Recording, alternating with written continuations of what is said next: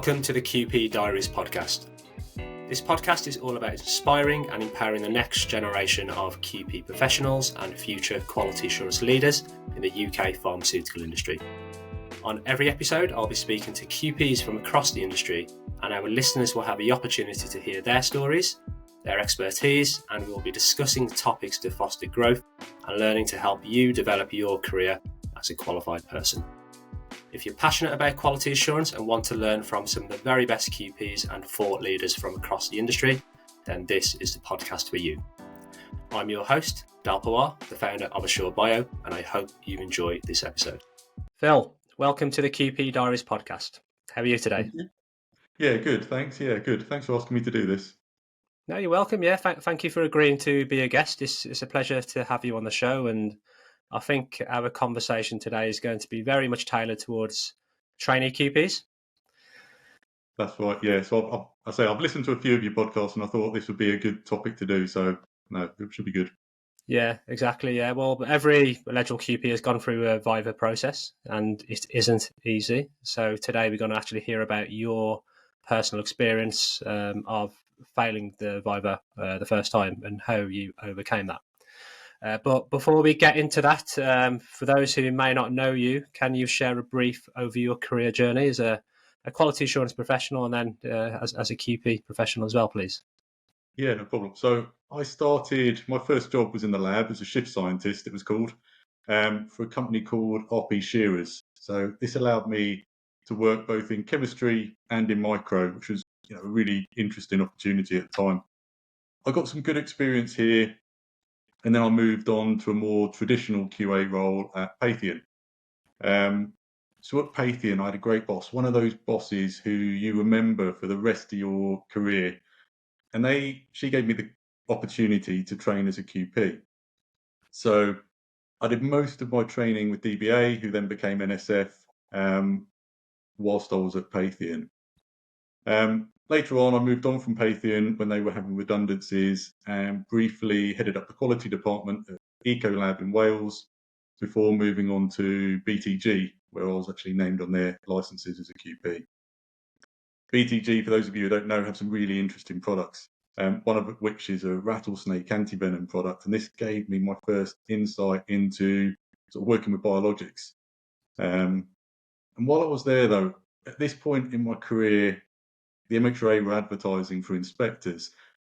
And I'd been involved in a lot of inspections up until that time and thought, being an inspector looked really interesting, but I found it quite daunting. I thought the inspectors that I'd met, their knowledge just seemed really, really quite in depth. And I wondered if I had that level of knowledge. But I applied anyway. And after quite a long and intensive recruitment process, was actually offered a role as a GMDP inspector, which was brilliant. Truly fantastic role, absolute privilege. I was working with, at the time, a really world-class team at the agency. And again, I was very lucky, again, to have a really good boss, incredibly supportive, incredibly encouraging, gave me some really amazing opportunities. So I became accredited in non-sterols, sterols, specials, ATMPs, and then biologics. And I was promoted a couple of times and ended up leading the technical team for the sterols group for a period of time, and then the sterols, and then the biologics team. And then towards the end, I was part of the vaccine task force when the pandemic kicked off, which again was incredibly challenging and rewarding at the same time. But then unfortunately, the MHRA decided that it needed to reduce its workforce. So in 2022, I decided I'll try something new, and moved into consultancy. And I was lucky enough to be offered a position at NSF originally, so who I'd done my QP training with. But then last year decided I was going to set up my own consultancy firm. And now I'm not only involved in the true consultancy side, I also do training and mentoring the next generation of QPs. So I'm currently tutoring 6 trainee QPs and also teach on the NSF Sterols course. That's pretty much my background. Excellent. Yeah, thank you for sharing that. You've had an interesting career. How long were you with the MHRA? So 8.5 years in total. Okay. Yeah, I say it was absolutely brilliant time. Traveling lots, but just a privilege to be able to go into all of these companies and ask whatever you want, open whichever door you want, which not many people get to do. So yeah, absolutely great job. If anybody gets the opportunity, I'll definitely Yeah, recommend it as a career. yeah. I'm sure a very, very fascinating time in your career as a quality professional as well, though. Being able to apply that as an inspector.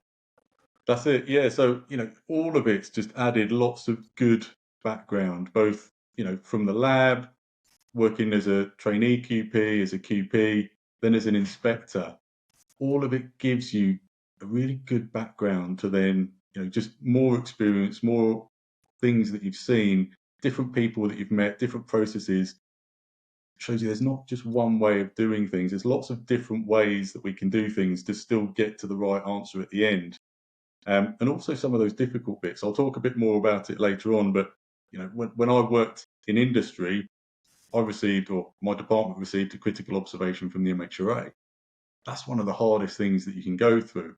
And then as an inspector actually doing that, I remember the first time I said to a company, this is a critical observation, knowing at the company I'd worked at that we'd shut a line down as a result and people had lost their jobs. So Yeah, huge impact that you can have.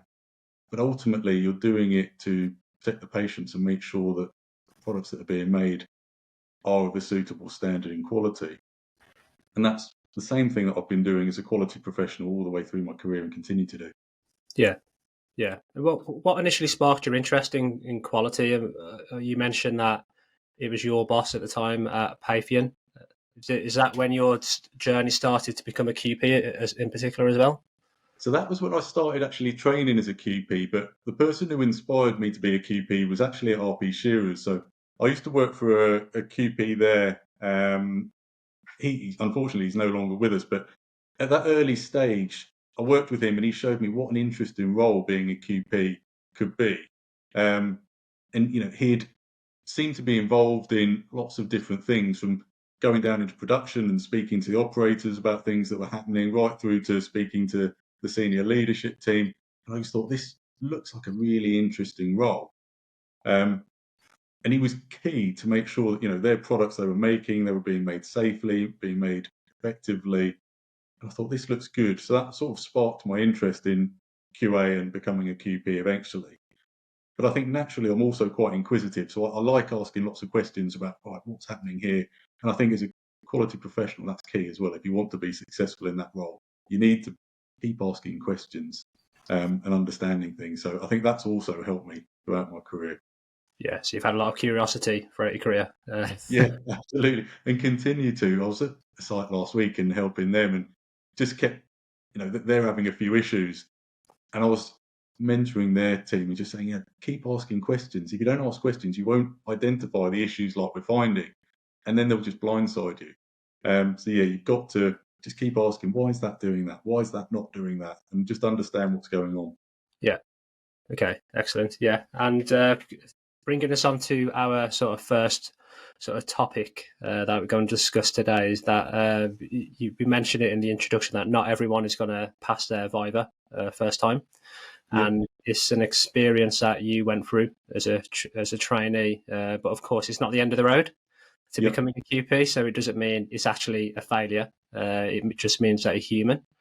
So to get started then, I suppose going back to all those years ago when you were going through your own training, what were the sort of main common challenges that you were facing in the training, in the modules to become a QP?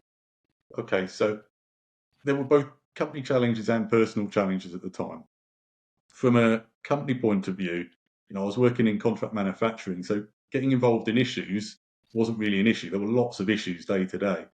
But then having the time to look at the systems, having time to look at the processes was more of a challenge. For those of you, who work in contract manufacturing, it's always pretty hectic.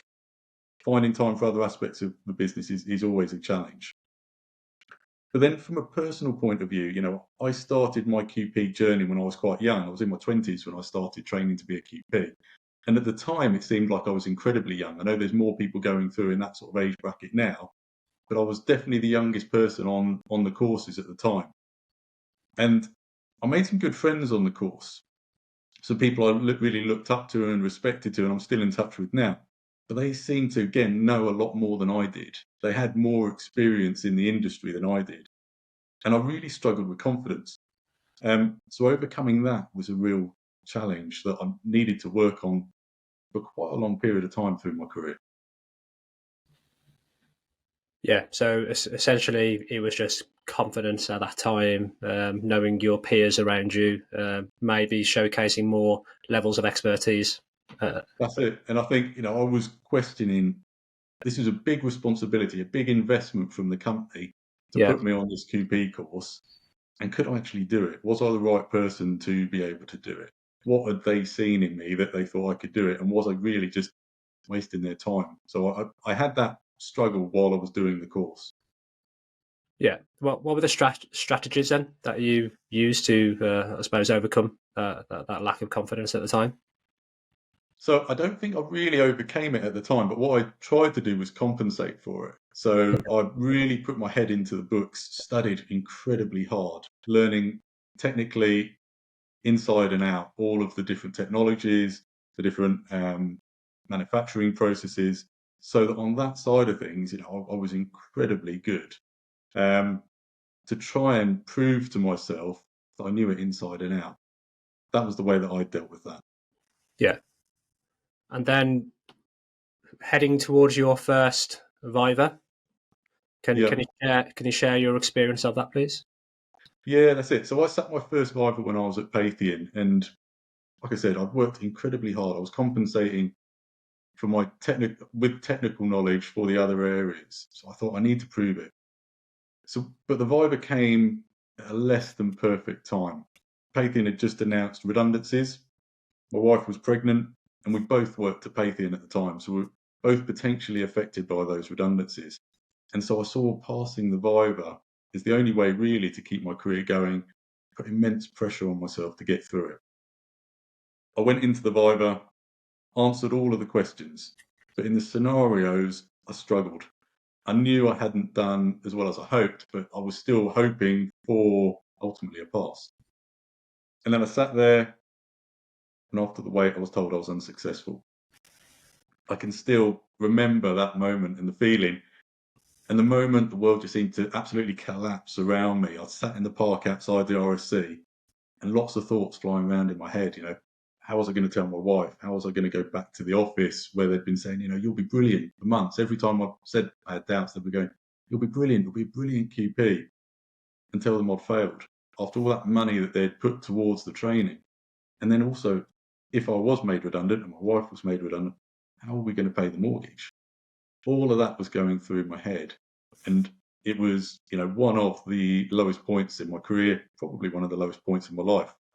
There were a lot of quiet spells and a lot of tears that came following that. Yeah, yeah. So there was a lot of factors around you in life, which I suppose Yeah. piled up and added additional pressure onto the actual Viva process, which you weren't expecting, you weren't prepared for, really. No, that's it. And I think, some of the people that I work with now as mentor for their QP journey, maybe not quite the same, but there was somebody I was speaking to just last week. We were just having a catch up, and she's coming to the end of her training and feeling immense pressure to perform. And again, she's quite a young person, but got good experience, makes good decisions. And it's really just the confidence that's going to hold her back if she gets to that point. And so again, we just went through, right, what happens? And what happens if it goes wrong? It's not the end of it. You can pick yourself up and do it again. Yeah, absolutely. And in particular, then from that first experience, what did you learn the most? So I think it's that. The first one is you have to, and you can pick yourself up, but also that it wasn't the end of my career. What helped me the most was a great support network. And I think I'd recommend to anybody as a QP generally, have that support network. My wife was fantastic, as were many people back at the office. Mike Halliday at DBA, as it was at the time, also, he was a huge help. We sat down a few weeks later, talked through what had happened, and we just, talked about it. I learnt that although it was a massive knockback, nothing really changed. I was still me, still the person who, had been chosen to go on this QP journey, and still had that opportunity. It hadn't completely shut the door. There were still many more opportunities down the road. and I just needed to pick myself up from it and move on. Yeah, so you were using the people around you then, in particular your mentors and people within the organisation, your wife, so family members, to, I suppose, pick you back up and react and put the plan back in place. That's it, exactly. So yeah, use the people that you've got around you. Take some time out. It's gonna if you're in that unfortunate position of failing your Viva or being unsuccessful in your Viva, it's gonna hit you hard. You've worked on that for a couple of years at least. Your company's put a lot of investment into it. There will be pressure to get through it, and so it's natural that you're gonna feel, like I did, devastated at the time that that's not worked through. But it's not the end of the world. You will get through it, and you can move on from it.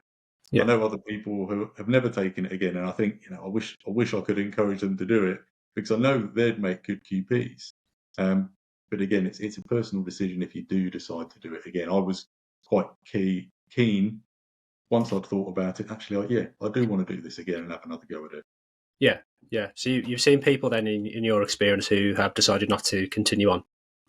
That's it. Yeah, there's a few people I know who have not been successful the first time around, and then for whatever reason they've thought, yeah, I'm not going to do it again. Now, they might not have become QPs, but they've still become very successful quality professionals. They've still done all of that training that a QP's done.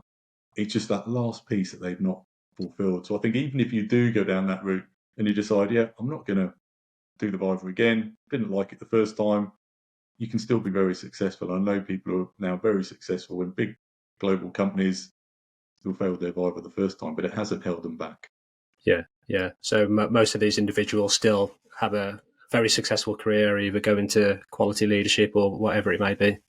Absolutely, yeah. It still gives you, it's still really good training, gives you that mindset. It's just that hour. That's all it is that you've just not done as well as you could have done on. Yeah. And you've not come out the other side with that one badge saying, yeah, I've passed my Viva, but you've done all the rest of it. Yeah, yeah. Okay. And then to get to the point where you were prepared and confident again to go for the second Viva, how long did that take?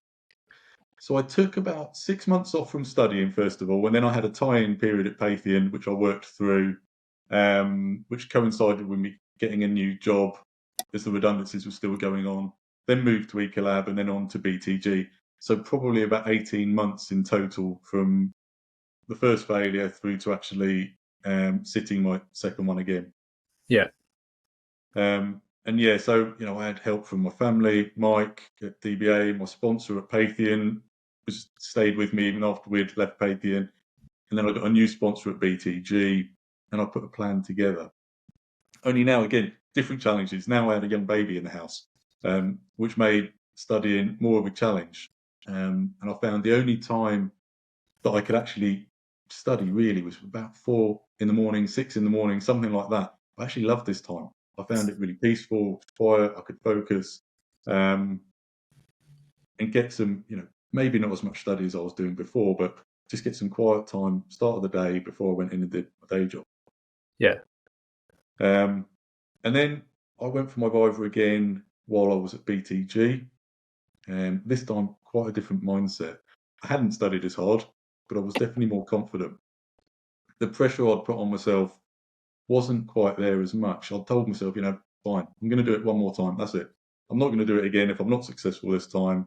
One more crack. Doesn't matter really what happens this time. If I pass, great. If I didn't, it's not the end of the world. And then in the actual Viva, I came across more confidently. I even gently told one of the assessors that they were wrong with one of the challenges they put to me. Again, I'd go carefully with people looking to do that. But again, I did it in a gentle way, just told them, no, I don't necessarily agree with that. And at the end, I sat for what seemed like hours in an incredibly hot room. I remember it was hugely hot for the Pharmaceutical Society, and was then told I was successful this time. And so rather than going and sitting in the park outside this time, I walked across to the pub and had a couple of pints to celebrate that time. Yeah, I'm sure they tasted very nice. That's it. And I also met and became friends with one of the assessors later on. So when I was at the MHRA, I announced I was inspecting a site. To maybe an hour later, I got a phone call through from their head of quality. And they said, right, I've seen you're coming to inspect us. Just to let you know, I was one of your assessors at VIVA. I said, right, okay, fine. And the good one or the bad one? And he goes, oh, the good one. And I said, right, that's fine, we're good then.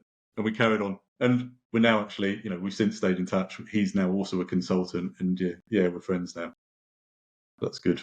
Excellent. Yeah, so a very rewarding second VIVA experience. That's it. Yeah, and I think, it just shows that even with challenging circumstances, I think you can do it. And I think, to me, the key bit was, I didn't know as much. There were times in the VIVA when I had to say, I don't know, but I know where to find that. This is what I do to find out the answer. These are the people I'd speak to about it. Whereas before, technically, I knew all the answers. This time, just much more relaxed, much more confident in the VIVA. Maybe not as technically as good, but came out of it with a more successful outcome. And I think that's part of what they want to see. They just want to see that you can make those difficult decisions when you need to, and that you do know where. Obviously, you need to know you're working within the boundaries of the law and the regulations. But it's really down to, right, when I leave you, are you going to be able to make that difficult decision in your company when something goes wrong? And I think that's, again, what I try and mentor my QTs with. Yeah.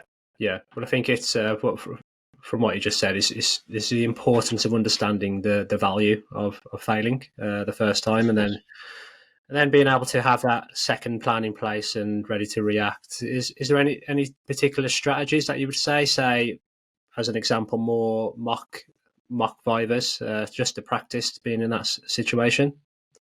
So I think, with the mocks, go through the questions, not just the ones that you know the answers to, but those ones that you don't want to get, those questions that you don't feel as confident with. So if you work in oral solid dose, maybe not have quite so many questions on that. Look at, okay, tell me about biologics, tell me about sterols, do some scenarios in those. It's the same as if I'm preparing somebody for an inspection. What are those questions you don't want to be asked? What are those ones that you're really nervous about? And just practice them. Yeah. And I think also, the same as before, have that support network in place. One of the biggest things from doing the QP training, whoever you do it with, is building up that network of people, both inside your company and outside your company. So I still, run things past people I met on my QP course saying, right, what do you think of this? Have you come across this before? And it just gives you a sounding board that's you're not working with directly, so you can have a confidential conversation with them around things as well. And I think that's one of the most important bits, is build up that network on your QP training as well. Yeah, fantastic. Yeah, a lot of QPs give that advice, and it's not that it's understanding that you're not alone in this, and utilising that network, and especially your trainees around you, because they're all going through the same experience at the same time. Yeah, that's a really important point as well. Even if you feel alone. So at BTG, that was quite a small company, and there were sometimes I was the only QP on site, and you'd be there, and I'd pass my Viva at that point, and people thought, right, you now know everything. You've got your ticket. You must know all the answers to all the questions I'm ever going to have, and you really don't. And again, although I'd passed, I was now terrified for a different reason. I had that responsibility on the site of certifying the batches, but also of making those decisions. And it's important that even when you think you're alone, and you might be the only QP on site, that you're not, there are other people around. They might not be QPs, but they can still give you really good advice, and you should never try and do everything on your own. I think you'll make some dangerous decisions if you do. Yeah, no, that's really good advice. Yeah, no, thank you for sharing your experience, Phil. It's so valuable, and I'm sure it'll be very beneficial to the individuals who are going through this process right now, and it shows the value in hard work as well. Yeah, no problem at all. No, thanks, Dale. Excellent. And moving forward a number of years, so as you mentioned in your introduction, you work for the MHRA. You're now have your own consultancy, both stressful roles. Yeah. And I'm sure you've had some challenging days along the way. And I think welfare is very important to, everyone nowadays. So have there been any specific strategies or any practices that you follow to manage your stress in your day-to-day job to stay motivated? Yeah. So, there's been a number of difficult times in my career. Having people to talk to, though, make those times a lot easier to deal with. Helps them put it into perspective as well. Often the reason that things seem difficult is just the pressure we put on ourselves, imagining the worst. Oh, I've got an inspection coming up. What happens if we fail that inspection? And it's just that pressure that pushes down on you and makes the situation really bad. So particularly as an inspector and then now as a consultant, I've seen companies that are really struggling. I'm working with companies now that are really struggling. But I've also seen and helped those companies turn it around. There aren't many problems that can't actually be solved. But I think, one of the key parts of that is staying calm, just not letting it get on top of you, not letting it make you ill. I've seen that with people as well. The other thing as well, and then again, really hard, particularly when you're self-employed, is to make sure you have some time off work. There are times when it can be absolutely relentless. And when I first started on my own, I was scared to say no to anything. So jobs were coming in, and I think the first probably 8 to 10 weeks, I worked 7 days a week, full stop, didn't take any time off whatsoever. And it is relentless. And I'd say, you've got to make sure that you get some time off, getting some downtime. Even if it's only an hour or two, just make sure you get some time off just to let your brain rest and do something other than work, particularly if you're working in, things like IAG cases or high pressure cases like that, where you really need to be focused. And then I think finally, linked to that, splitting work and home. So a lot of us now work from home, and this has a lot of benefits, but it can also be a challenge. My mobile's just there, my laptop's just there. It's very easy to get tied up, particularly when we're self-employed. But I do make a point of stopping at a set time each day and leaving things in the office upstairs. So leaving my phone up there, it can wait a few hours. That's my key bits, just, having those boundaries and making sure you've got people you can talk to, and also just switching off from it at some points. Yeah. I think that's a challenge for everyone, isn't it? Because we're so connected to our phones, laptops, Microsoft Teams, whatever it may be, that it's very hard to separate our lives when you're working from home, like we are right now. Yeah, that's it. And I think that, it's got great benefits. I love working from home, and I've done it whilst being an inspector. That was the first time I did it, through to now. And I'd miss not working from home. I think going back to having, a real job in an office, I would probably find quite hard now. But it has different challenges. That commute that I used to have driving to the office, when you could switch off and think about things in the car, you don't get that at home. You finish work, you're immediately into the next thing, or you're immediately into, doing homework or doing home things. So you don't have that downtime. So make sure that you have some time to switch off if you're working from home, particularly. Yeah, absolutely. Brilliant. Thanks for sharing that. And from your experience as an inspector, you mentioned that you've obviously been inspecting organisations who are under IAG. Is the same advice for them? I mean, use the people around them within the company, the communication part, not sort of, I suppose, burying your head in the sand. Yeah, absolutely. So I've been, I've received a critical observation within industry, and then I gave out a number of critical observations when I was an inspector. And I think the companies that can turn it around well, one, they don't fight the situation. So don't think, the inspector's wrong, why is he doing this? And then try and fight it. I've seen that from a number of companies, it doesn't tend to go well. It either drags the situation out incredibly slowly, or just doesn't work very well, full stop. If you can work with the situation, don't bury your head in the sand, like you said. Look at, right, what do we actually need to do? And work around the problem. Speak to the other people in your organisation or wider than your organisation. Speak to the inspectors as well. They don't want you to do badly. They want you to have a successful inspection. It makes their life a lot easier as well.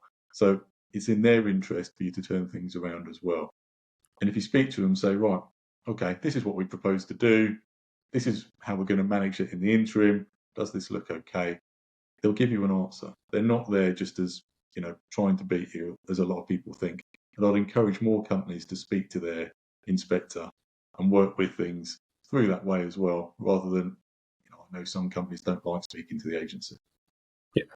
Yeah, no, that's really good advice. Yeah, I think it's something that I've seen in my own experience as well. The companies who do use the inspectors as a support mechanism, communicate and ensure that they are working together to get the better outcome, and that's essentially everyone's goal. Yep, absolutely. Yeah, brilliant, Phil. Thanks for sharing that. My final question is, what is the favourite part of your job? Okay, so since becoming a consultant, my favourite part is the training and the mentoring side. Okay. I love doing that. I love doing the training. I'm privileged enough to have some companies that keep asking me back to do in-house training. I also do the public sterols course with Darren Jones for NSF, and I love that. I love helping the individuals with their knowledge, their confidence, and also, having been on the other side, it's easy to relate to that. And I think we need more training in the industry. I think, if I'm honest, generally, I think over the last few years, I've noticed there is, in some areas, a lack of knowledge. But I also love helping companies that need help. At the moment, I'm helping a few companies that have had difficult inspections. And as an inspector, you're not really allowed to help them. You're not allowed to say, right, just do this. And it might be quite simple, but you're not allowed to. And I used to find that quite frustrating. But now being able, to sit with them, solve the problems, get them to understand, right, this is where you need to get to, really rewarding. And so helping them find that solution, which is what we were doing last week at the site, rather than just saying, yeah, just do this, getting them to understand, right, this is the situation, this is what you need to do to get to that. I really enjoy doing that, and I find that really rewarding. So that's my favourite part of the role. Yeah. So nowadays, you enjoy immersing yourself into the situation that a client may be in. That's it. Sometimes too much. Sometimes I dream about some of the sites I've been to, and just think, because I really take a pride in what I do, and always have, and so making sure that they get one value for money, they're paying me to come and help them. Yeah. Making sure that, but also that they do have a successful outcome at the end of it is really important to me. So yeah, I absolutely get immersed in the companies I'm helping. Excellent. Thank you, Phil. Yeah, no, you can certainly see your passion for your job and your role and your previous jobs as well. So thank you for sharing all of your words of wisdom, Phil. It's been an absolute pleasure. And I think a lot of the trainee QPs who listen to this will really find it valuable of what you've discussed and shared your own experience of the VIVA process, which, as you say, everyone has to go through. Thank you very much. Excellent. Yeah, no, so thank you, Phil, for being a guest. It's been a pleasure to have you on the show. I'm sure more of our listeners may reach out to you for you to be their mentor. Is the best way to contact you via LinkedIn? Yeah, that's a good way to do it. So if people want to speak to me about anything about QP prep or other consultancy work, just reach out to me on LinkedIn and I'll get back to you. Excellent. All right. Brilliant, Phil. Yeah, well, thank you so much, and you enjoy the rest of your day. Thanks, Dal. And you. Speak to you soon. See you soon. Bye. A huge thank you to our special guest and to our listeners for tuning into the QP Diaries podcast. We hope you enjoy the show. As the founder of Assured Bio, we created the podcast to support our wider quality assurance community, which aligns to our dedicated offering as a recruitment agency, providing services to the pharmaceutical and biotech industry across the UK. We have over 15 years experience in the industry, exclusively focused on recruiting senior quality assurance leaders and QPs. If you want to learn more about Assured Bio's recruitment services, or if you'd like to be a guest on the podcast, then please don't hesitate to contact me. Thank you.